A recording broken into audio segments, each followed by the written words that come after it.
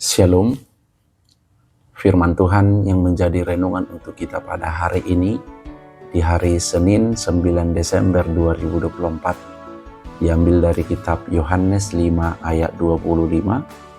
Aku berkata kepadamu, sesungguhnya saatnya akan tiba dan sudah tiba, bahwa orang-orang mati akan mendengarkan suara Anak Allah, dan mereka yang mendengarnya akan hidup. Tutusi tuturo na hudoko Tuhamu, na Roma tikina jalanunga masa nuaing. Bigiyon ni akan amateima disi suara ni anak ni debata, gabi mangulu maaka nau bigesa. Demikian firman Tuhan. Bapak Ibu yang terkasih dalam nama Tuhan Yesus Kristus, sebagai orang Kristen, pengenalan akan Tuhan kita, Yesus Kristus, merupakan suatu hal yang mendasar dalam keimanan kita. Kita harus mengenal siapa yang kita percayai, dan pengenalan yang benar akan Tuhan harus menjadi kerinduan setiap orang percaya.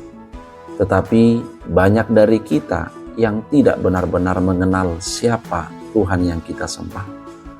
Ketika kita mengenal seseorang, belum berarti kita mengenal dan mengetahui secara pribadi siapa orang tersebut.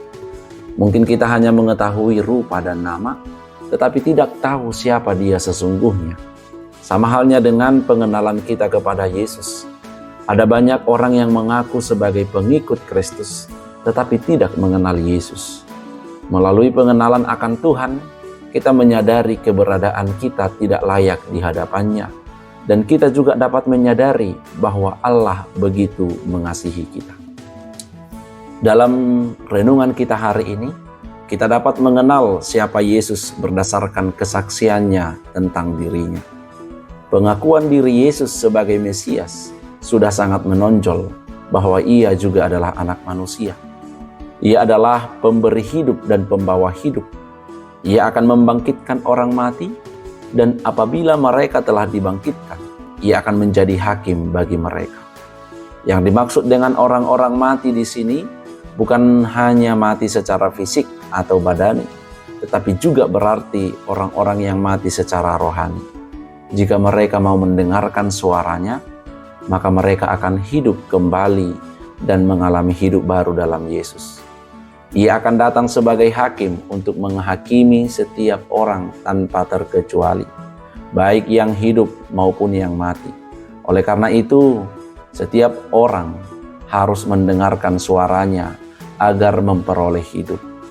Alasan mengapa suara atau firman Tuhan itu perlu didengarkan adalah karena suara atau firman Tuhan itu menghadirkan kasih perhatian Allah kepada umatnya.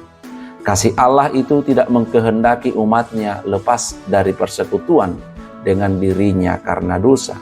Dan ketika umat itu jatuh ke dalam dosa, Allah menyediakan dan memberikan kesempatan kepada mereka untuk bertobat dan kembali kepadanya agar dapat memperoleh kehidupan bersama Allah. Oleh karena itu, Bapak Ibu yang terkasih dalam nama Tuhan Yesus Kristus, dalam masa Advent, kita sedang menantikan kedatangan Yesus untuk kedua kalinya, yang akan datang sebagai hakim. Oleh karena itu, kita harus menyadari bahwa hidup pada zaman sekarang ini adalah hidup penuh dengan pertanggungjawaban. Sebab kedatangan Yesus yang kedua kali itu, kita harus pertanggungjawabkan bagaimana kepekaan dan ketaatan kita dalam mendengarkan suaranya. Suara Tuhan tidak boleh diabaikan karena pasti penting dan berkuasa. Suara Tuhan mencipta, memberi kehidupan, dan memelihara. Marilah kita mendengarkan suara dan perintah Tuhan Yesus, sehingga pada saat penghakiman nanti, kita sungguh bangkit untuk mengalami hidup kekal bersama-Nya.